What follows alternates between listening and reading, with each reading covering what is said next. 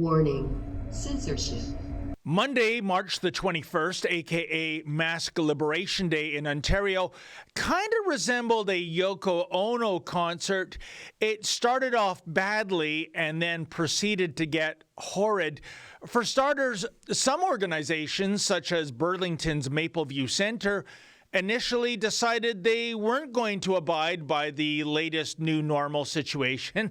Yes, the management at Mapleview decided they'd still force their shoppers to wear those damnable face diapers.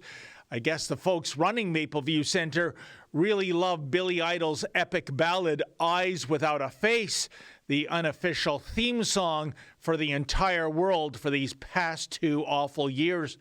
In any event, here's what the friendly lady at Mapleview's guest services had to say. Good morning, Mapleview Shopping Centre. Yes, good morning. How you doing there? I'm good, thank you. How can I help you today? Yes, I was just wondering, I'm planning to go to the mall today, and I just want to confirm that I don't need to wear a mask anymore. No, unfortunately, you do have to wear a mask here for the next couple of days. We're not under the provincial guidelines. Halton is under their own bylaw, and it won't be rescinded until Wednesday evening. Oh, why is that? I'm just a little confused. Yeah, lots of areas didn't go with the province. They had their own bylaw to cover COVID, and Halton was one of those regions. Okay, so they made their own, they pretty well followed the provincial guidelines, but it was their own bylaw. So in order to change it, they have to rescind the bylaw. Oh, so I know, it's all, you know what, it's so confusing. I know. I know. I'm just wondering what if they think that an extra 72 hours makes a difference in terms of... I don't know. It's just the law. They have to evidently rescind this bylaw, and yeah. So unfortunately, you will have to wear a mask here. So I guess what you're saying then, ma'am, is that they need the extra 3 days to rescind the bylaw.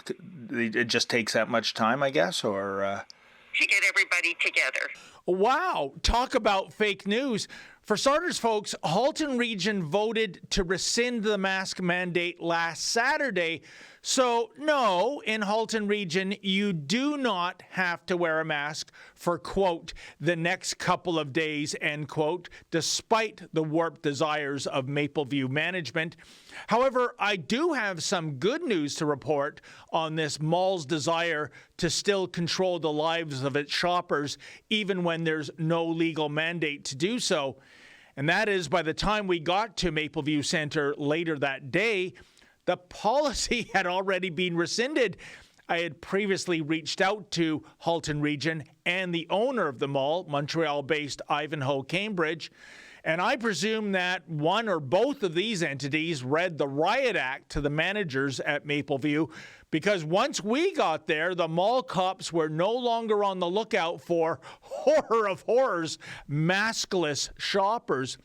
Now, with the province mask-free and with Mapleview Centre reversing its own weirdo homemade health edicts, you'd think we would have been greeted by unmasked faces galore at the mall. Viva la face viva, right? But no, that was not the case at all. In fact, I estimate that about 75% of the shoppers at Mapleview Centre on that Monday afternoon were still donning their face diapers. I noticed a similar trend at other stores all over the Greater Toronto area that day. It was stunning. The government had finally lifted the face covering shackles, yet most people still wanted their mouths and noses to be enslaved behind a useless piece of fabric. The question is why? Maybe it is simply due to indoctrination. Maybe when it comes to being informed, too many people still rely on the Faucis and the Tams and the Davillas of the world, and of course, their COVID cheerleaders in the mainstream media. Because of, at this stage of the coronavirus, surely continuing to wear a non-medical face mask is worse than useless. In fact, I'll go further. I think that wearing a mask, even when the province's chief medical officer of health says you no longer have to do so, means that face masking is no longer about following the science, if it ever was about following the science. No, at this stage, a person wearing a mask is akin to, say, a Muslim lady wearing a hijab, or a Sikh gentleman wearing a turban, or a Christian person wearing a cross. It is a visual symbol stating you are on Team Islam or Team Sikhism or Team Christianity.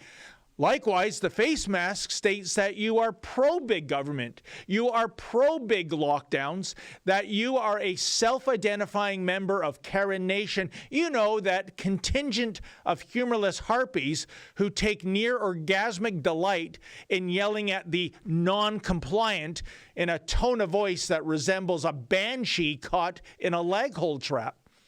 Indeed, the lack of people in southern Ontario thus far embracing mask freedom reminds me of the ending of a long-forgotten film from 1971, Bless the Beasts and Children.